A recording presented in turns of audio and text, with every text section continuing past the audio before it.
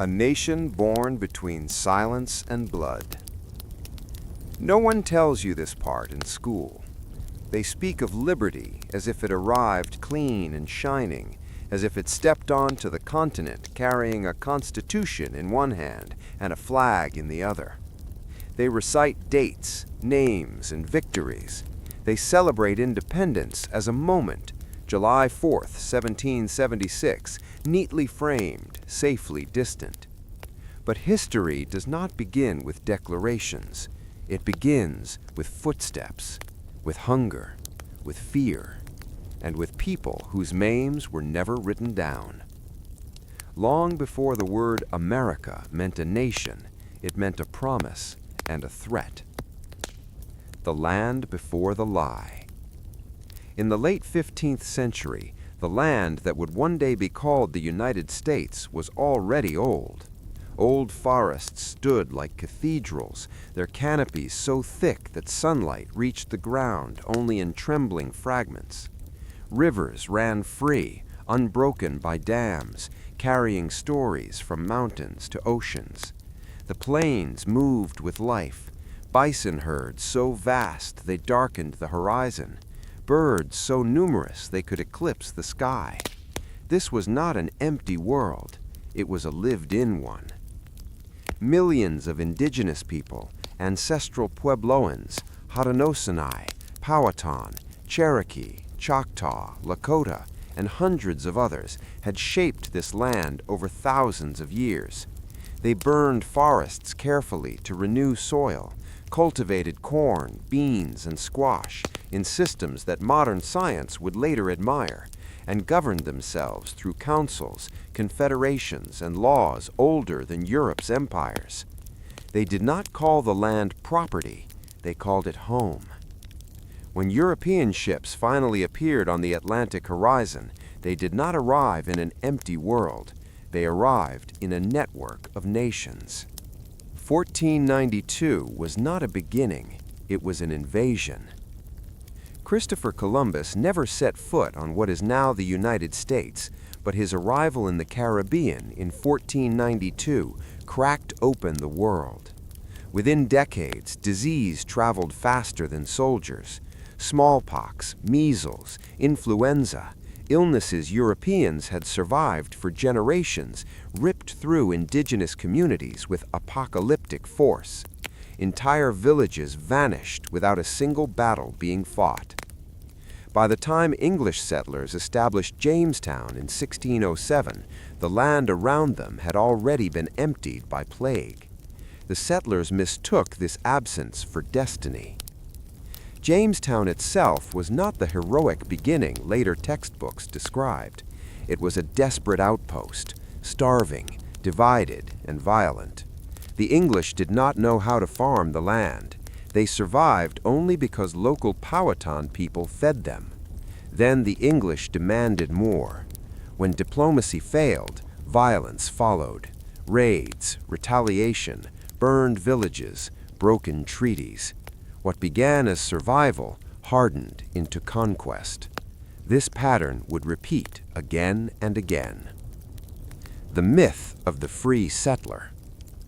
By the early 1600s, another system took root alongside colonization: slavery. At first, English colonies relied on indentured servants, poor Europeans who sold years of their lives for passage across the Atlantic. But indenture had limits. Servants could eventually become free. African slavery did not.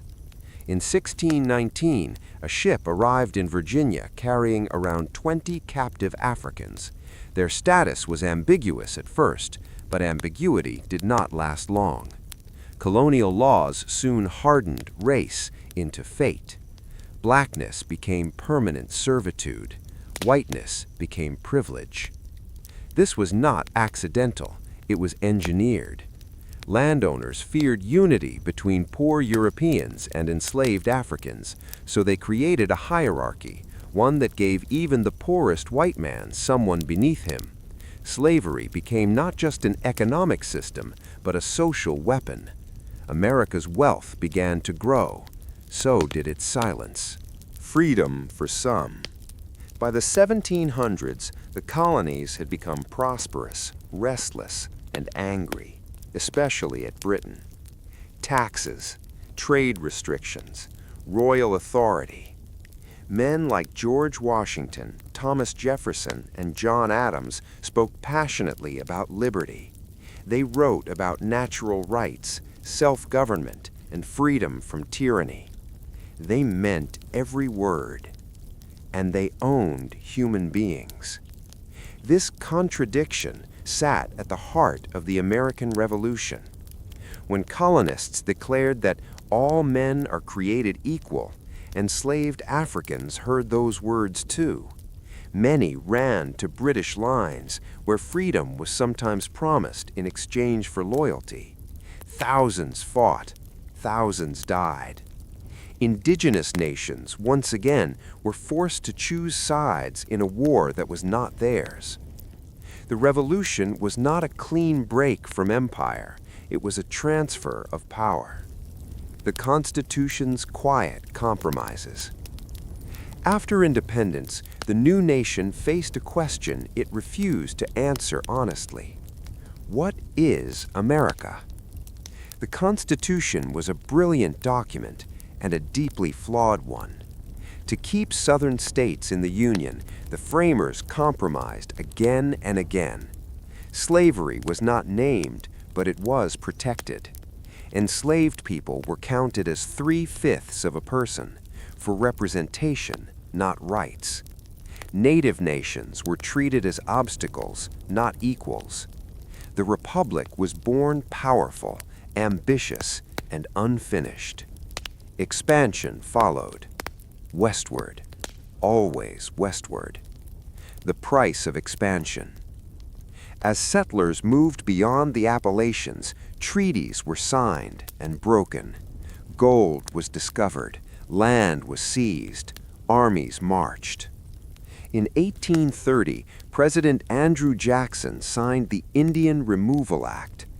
What followed was not relocation, it was ethnic cleansing. The Cherokee, despite adopting European-style farming, government, and even written language, were forced from their homes.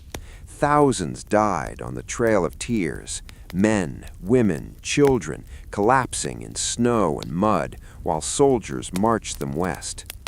America grew. Graves marked the way. The nation divided. By the mid-1800s, the lie could no longer hold. Could a nation dedicated to liberty survive on slavery? The Civil War answered that question in blood. More Americans died than in any other conflict before or since. Cities burned, families shattered. Enslaved people fled plantations by the tens of thousands, turning war into revolution. When slavery finally ended in 1865, freedom arrived battered and incomplete. Reconstruction promised equality. White supremacy answered with terror. Lynchings, Jim Crow, segregation. The war had ended, the struggle had not. And the story continues. This is only the beginning. America would rise as an industrial power, fight world wars, build empires abroad while denying justice at home, challenge itself through civil rights movements, and wrestle endlessly with the gap between its ideals and its actions. The story is not about hatred of America. It is about understanding it, because a nation cannot fix what it refuses to face. Steel, smoke, and the new American empire. By the time the last Confederate flags were folded and put away, the United States stood at a crossroads it barely understood. The war had settled one question: slavery would not survive, but it left 100 others unanswered. Freedom existed now in law, but not in life. Equality had been promised, but not delivered. And while the nation mourned its dead, a quieter transformation was already underway. America was about to reinvent itself, not as a republic of farmers, but as a machine. Reconstruction, the hope that frightens the powerful. For a brief moment after 1865, the impossible seemed possible. Formerly enslaved people voted, held public office, built schools, churches, and businesses from nothing. Black senators sat in Congress. State constitutions were rewritten. Federal troops protected civil rights in the South. This period, called Reconstruction, was the most democratic experiment the nation had ever attempted. And that was precisely why it terrified those who had once ruled unquestioned. White supremacist groups like the Ku Klux Klan emerged not as fringe movements, but as organized political weapons. Night rides, beatings, murders. Terror was used deliberately to restore the old order. Northern commitment faded, compromise returned. In 1877, federal troops were withdrawn from the South in exchange for political stability. Reconstruction died not with a battle, but with a deal. Freedom was left undefended. Jim Crow, law as a cage. What followed was not chaos, but structure. Segregation was legalized. Voting rights were erased through literacy tests, poll taxes, and violence. Separate but equal became the law of the land, though equality never arrived. This system, Jim Crow, lasted nearly a century. It did not survive because people believed in it morally. It survived because it worked economically. Cheap black labor fueled Southern agriculture and industry. Convict leasing, where black men were arrested on minor charges and forced to work in brutal conditions, recreated slavery under another name. The nation looked forward, not back. And in the North, a different revolution was unfolding. The Gilded Age, gold on the surface, iron beneath. After the Civil War, America exploded with growth. Railroads cut across the continent like scars. Steel mills roared day and night. Oil, coal, and electricity reshaped daily life. Immigrants poured in from Europe by the millions, Irish, Italian, Jewish, Polish, Chinese, seeking work, survival, and dignity. They found opportunity. They also found misery. Children worked 14-hour shifts. Workers died in factories without compensation. Tenements overflowed with disease and despair. Wealth concentrated in the hands of a few men whose names still dominate American mythology: Carnegie, Rockefeller, Vanderbilt, Morgan. They were called captains of industry. They were also monopolists. While the nation celebrated progress, inequality widened. Labor strikes were crushed by private armies and government troops. When workers demanded fair wages or safety, they were labeled radicals, anarchists, threats. Democracy bent easily under the weight of money. Empire without the name. By the end of the 19th century, America had outgrown its borders and its self-image. The Spanish-American War in 1898 was brief and triumphant. The United States emerged with overseas territories: Puerto Rico, Guam, the Philippines. Hawaii was annexed. The nation spoke of liberation while practicing control. In the Philippines, resistance was met with brutal counterinsurgency. Villages burned. Civilians died. The language of freedom masked the reality of empire. America insisted it was different from European powers. History was less convinced. World War I. The world learns America's weight. When Europe descended into war in 1914, the United States stayed out at first. But industry tied America to the conflict long before soldiers crossed the Atlantic. When the nation finally entered the war in 1917, it did so decisively. American troops arrived fresh. American factories supplied the Allies. American money shaped the peace. The war ended with victory, but also with disillusionment. Black soldiers returned home still denied rights.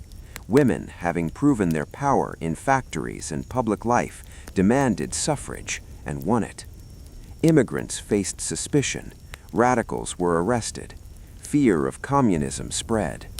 The nation was powerful now. It was also anxious. The Roaring Twenties, prosperity for some. The 1920s glittered. Jazz filled the air. Automobiles reshaped cities. Stock markets soared. Advertising sold dreams of happiness through consumption. America embraced speed, youth, and excess. But prosperity was uneven. Farmers struggled. Workers lived paycheck to paycheck. Credit masked fragility.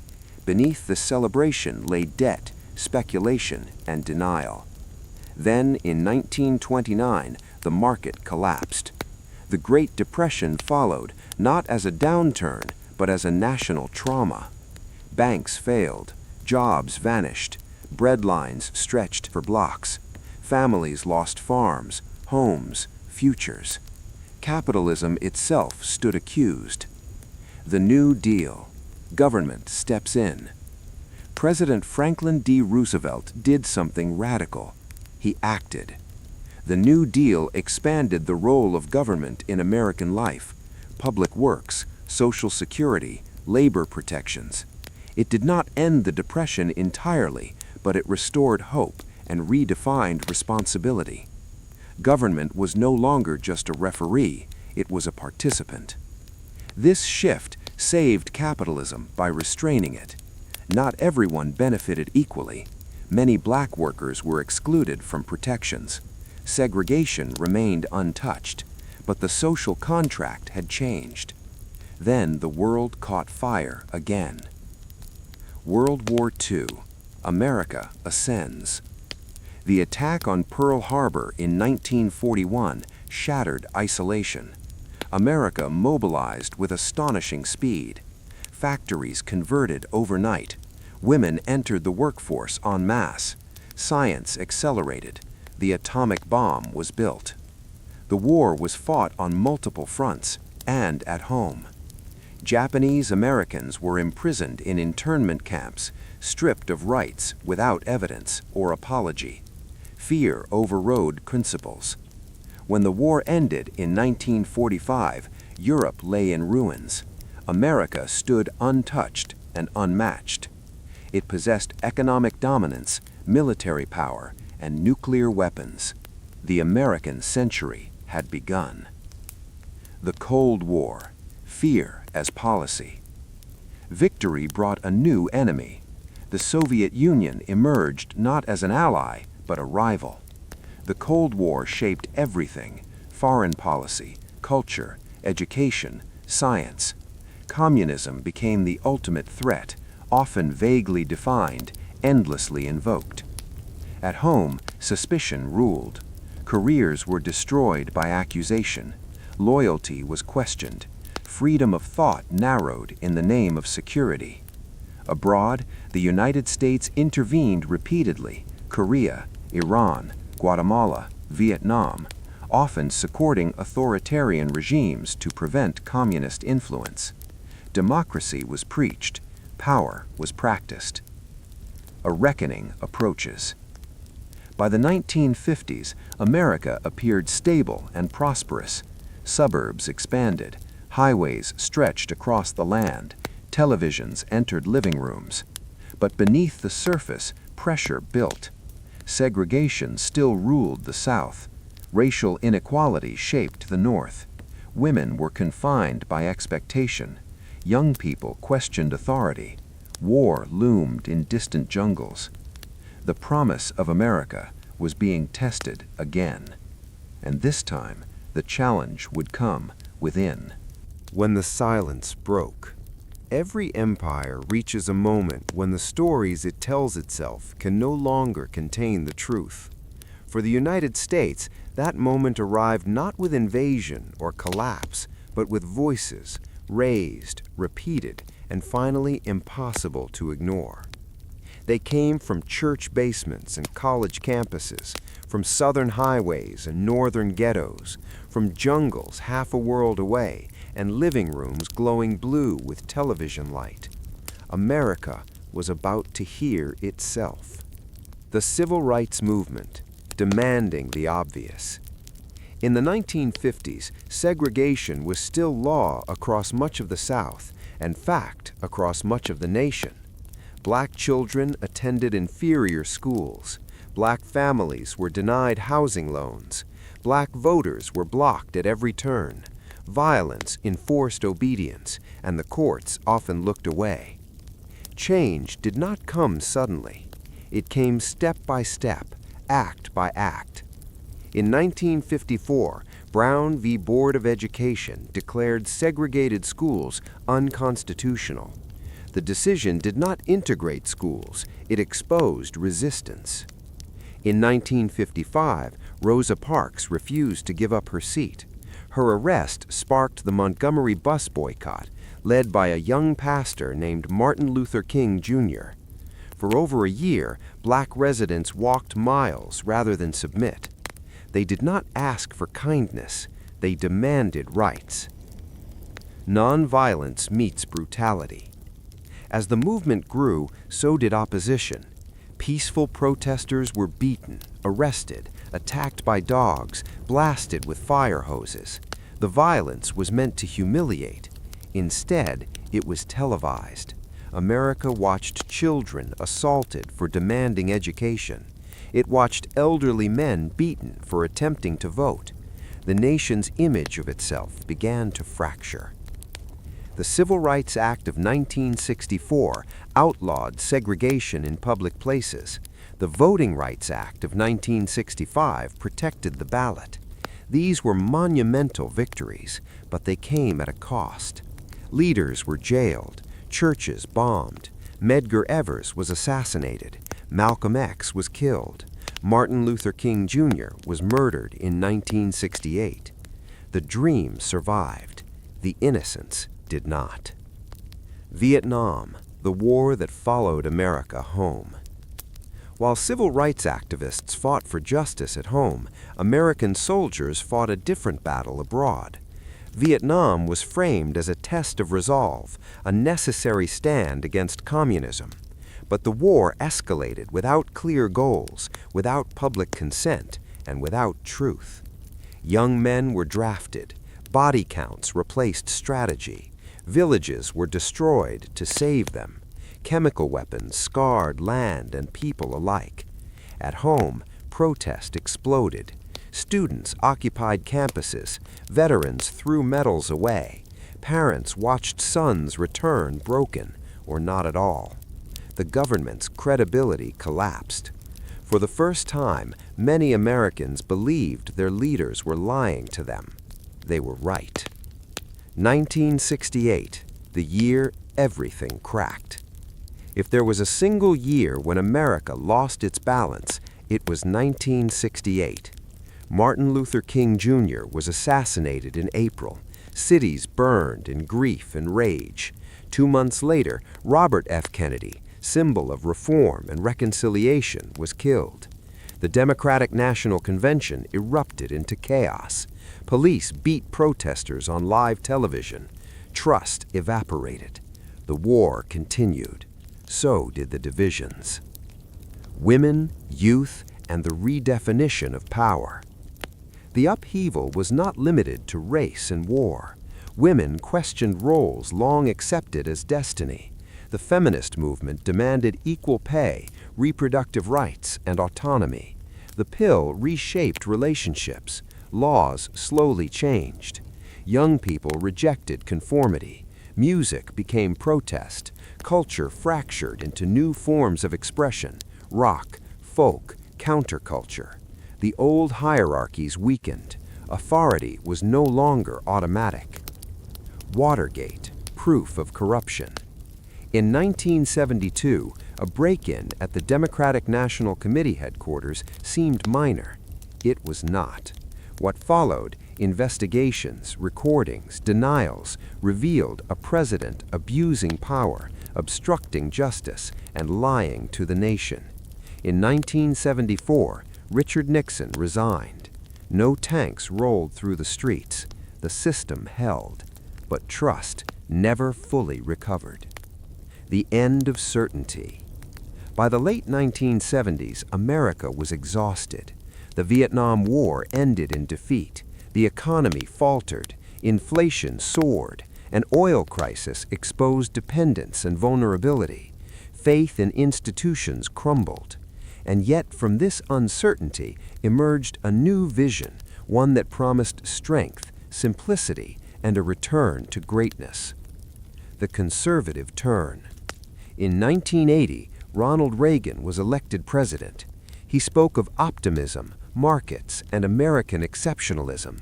Government, he argued, was the problem, not the solution. Taxes were cut, regulations loosened, unions weakened, military spending soared. For many, the 1980s felt like renewal. For others, inequality widened.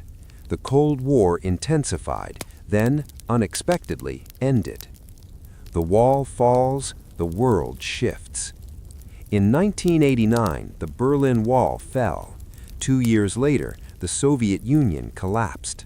America stood alone as a superpower. There was talk of a peace dividend, of global cooperation, of a new world order. Instead, power reasserted itself in subtler forms: economic dominance, cultural influence, military intervention. History had not ended, it had simply changed shape. By the late 1990s, technology reshaped life. The internet connected the world, markets globalized, information moved faster than reflection. America entered the 21st century confident, wealthy, and distracted. It believed itself secure. That belief would not survive the next morning. Fear, fire, and the long shadow of power. On the morning of September 11, 2001, the illusion finally shattered. The sky over New York was clear, almost gentle. Office workers arrived early. Coffee steamed. Radios played music without urgency. Then at 8:46 a.m., a commercial airplane struck the North Tower of the World Trade Center. At first, it felt unreal. 18 minutes later, reality became unavoidable. When the towers fell, something else collapsed with them: America's sense of invulnerability. 9/11, the day that rewrote the century. Nearly 3,000 people died that morning. Firefighters ran upward while everyone else fled down. Strangers helped strangers. Phones rang unanswered. Television replayed the collapse again and again until grief merged with shock.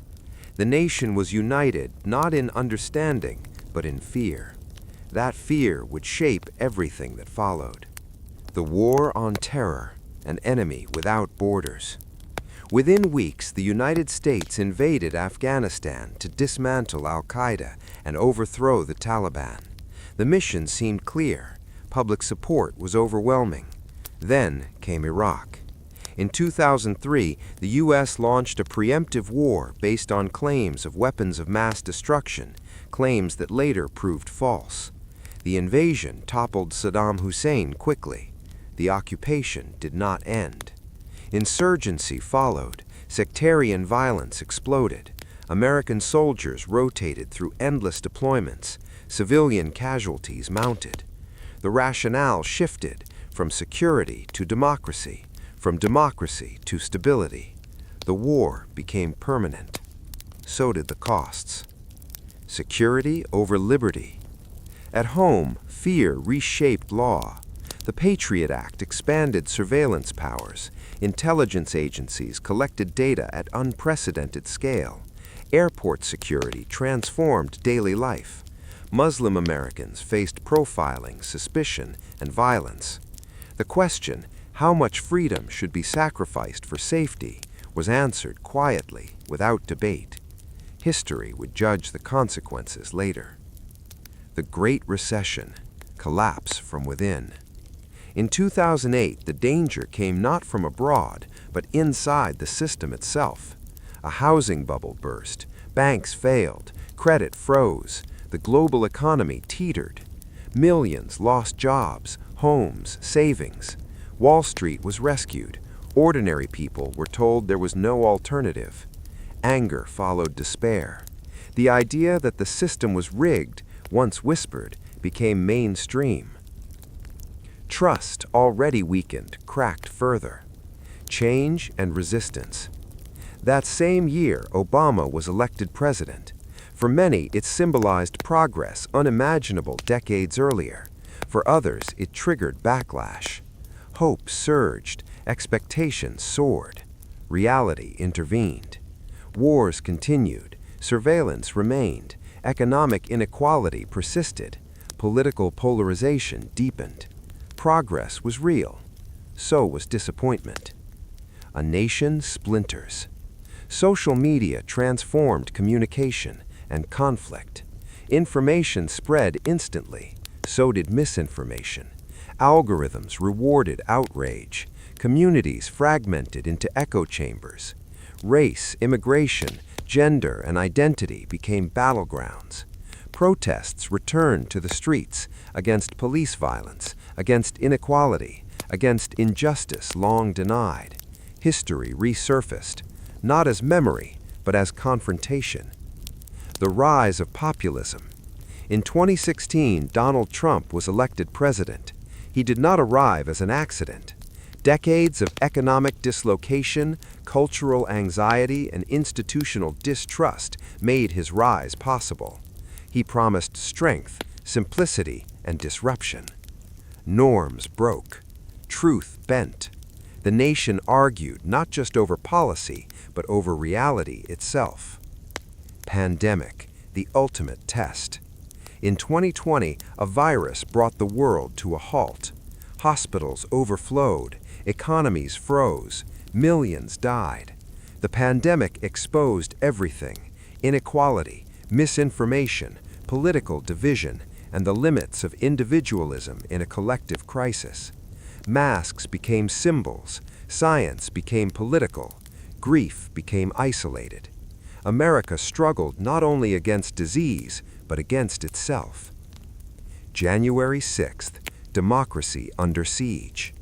On January 6, 2021, a mob stormed the U.S. Capitol, attempting to overturn an election.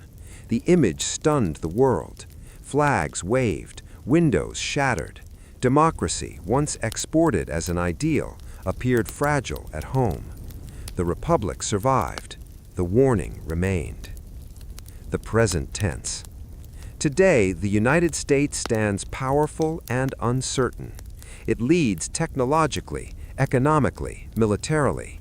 It also wrestles with inequality, division, historical reckoning, and global responsibility. The question has never been whether America is great. The question is whether it can be honest. Because history demands not perfection, it demands accountability. The story is not finished. This is not the end of the American story. It is a chapter, unfinished, contested, alive. The same forces that built the nation, ambition, contradiction, courage, denial, still shape it. The future will judge what comes next, not by what America claimed to be, but by what it chose to become. The reckoning of a republic. History is not a verdict delivered once and sealed forever. It is a conversation, sometimes whispered, sometimes screamed, between the past and the present. The United States has spent much of its existence speaking loudly about its ideals while listening quietly to its consequences.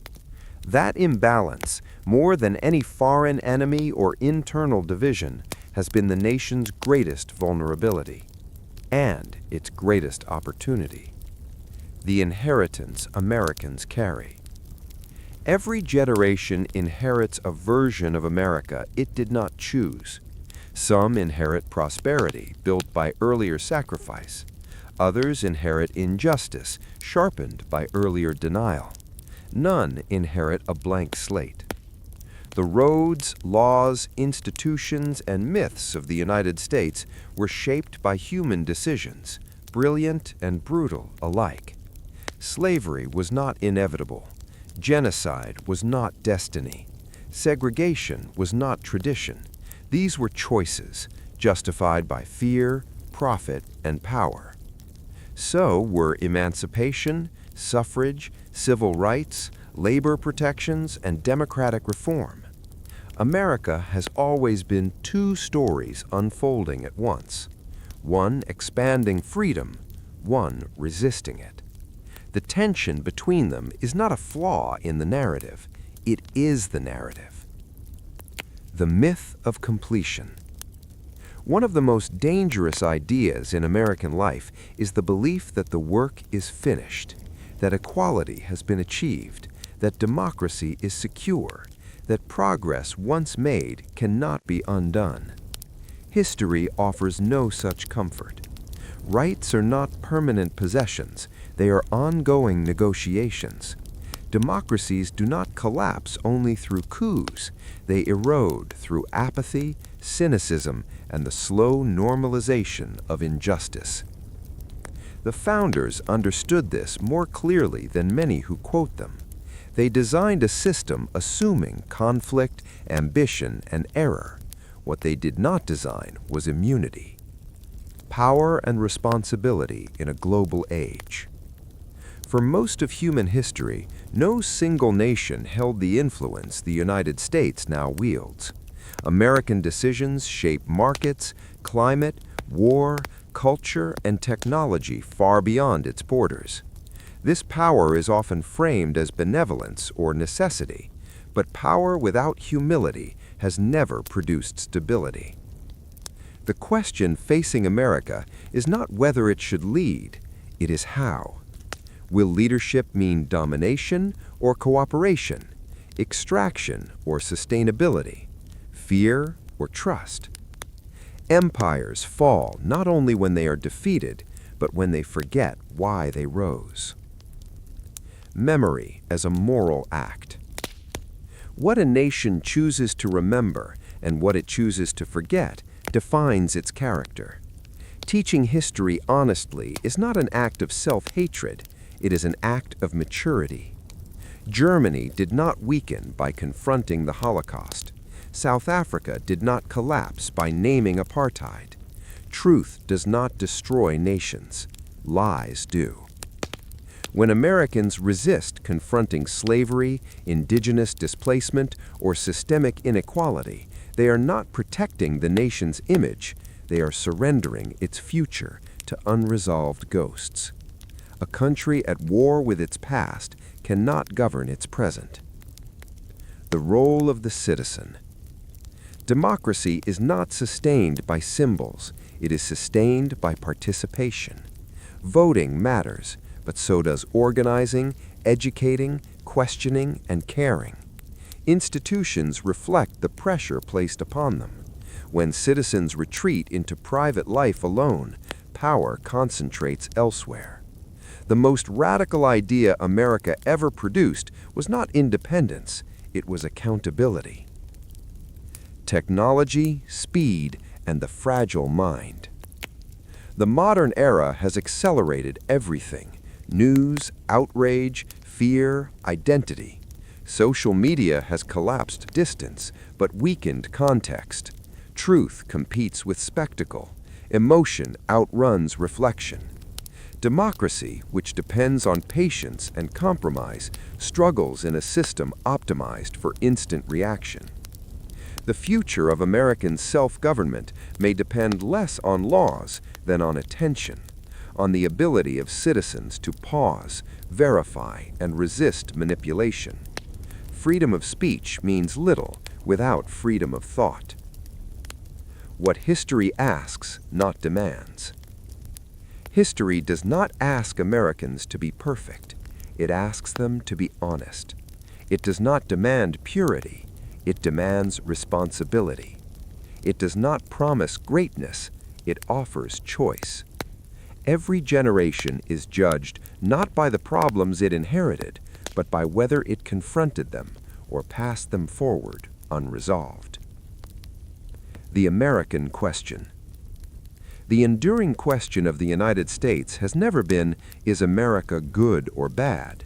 It has always been, can a nation founded on ideals survive confronting its own contradictions? That question remains unanswered, and that is not a failure. It is an invitation. The story continues with you. This story doesn't end with presidents, wars, or laws. It ends and begins where it always has, with people, with choices made in classrooms and courtrooms, workplaces and neighborhoods, voting booths and private conversations. America is not a finished monument. It is an unfinished argument. And like all arguments worth having, its outcome depends on who shows up and what they are willing to face. That's the end of today's story. Subscribe to the channel, hit the notification bell, and join our growing community.